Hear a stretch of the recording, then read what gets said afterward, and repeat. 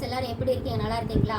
இந்த கவிதையில் விலைமதிக்க முடியாத அன்பு என்ற தலைப்புல பார்க்கலாம் வாங்க. அதுக்கு முன்னாடி வருஷம் சென்றவர் என் அதாவது ஒரு 2 நாளைக்கு முன்னாடி போட்ட ஒரு கவிதைக்கு வெரி பேட் என்ற கமெண்ட் கொடுத்துருந்தாங்க.